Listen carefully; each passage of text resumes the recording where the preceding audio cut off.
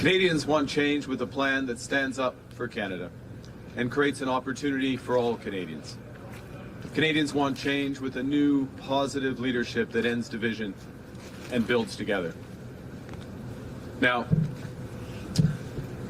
I'm not a politician. I am a pragmatist. And so if I see something that's not working, I will change it. And that's why last week I proposed a new climate policy, eliminating the consumer carbon tax, having large polluters pay Canadians to make climate-smart choices, and helping our countries leapfrog their American competitors. We can and must change our government to become more effective.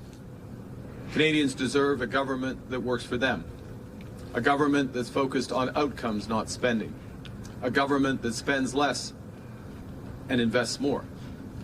In the coming weeks, I'll propose a new approach to federal budgeting that will save precious taxpayer dollars while catalyzing the enormous investments that Canada needs to fully realize its promise. We can and must change so that we have one Canadian economy instead of 13. That means we need to harmonize the tangle of rules and regulations at all levels of governments that have meant that Canada, at least the Canadian economy, is less than the sum of its parts. We must break down barriers between provinces so that all Canadians have full access to our resources. Above all, in a divided world, we must rely more on each other because we are always stronger together. We can and must change our major trading partners. Canada and the United States have the most important commercial relationship in the world, and long may it remain so. But now that U.S. priorities are shifting, we need to change our priorities in ways that work best for Canada.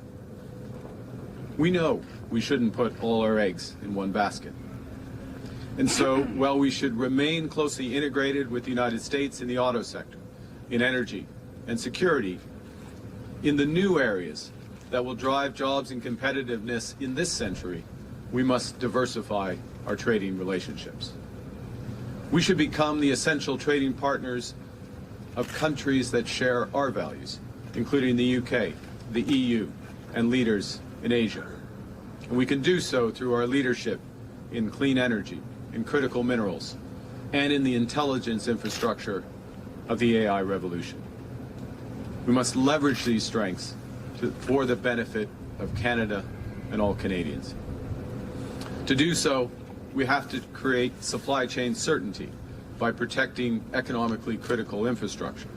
And that starts with building and expanding our transportation corridors that connect Canada to global markets from coast to coast to coast.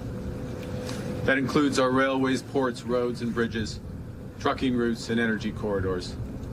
It will require collaboration and partners with our workers and builders. We want employers to engage early, address issues openly and transparently, and negotiate agreements quickly, ensuring workers and their families are spared unnecessary economic upheaval. But we have to stop holding back our own progress and instead work together to keep Canada moving forward. And finally, we can and must change to make Canada and Canadians more secure. We are in a crisis. We can do little to change the external forces that are causing it, but we can act as Canadians. There's a fever gripping America. And while it rages, Canadians will remain resolute and true to our values. While America engages in a war on woke, Canadians will continue to value inclusiveness. While America shuns the vulnerable, we will continue to show solidarity with one another. While America attempts to turn back the clock, Canadians will build sustainability for future generations. Before America's fever passes, we must seize this moment for Canada. This is the time to change. This is our time to build. This is the time for Canada. Merci beaucoup.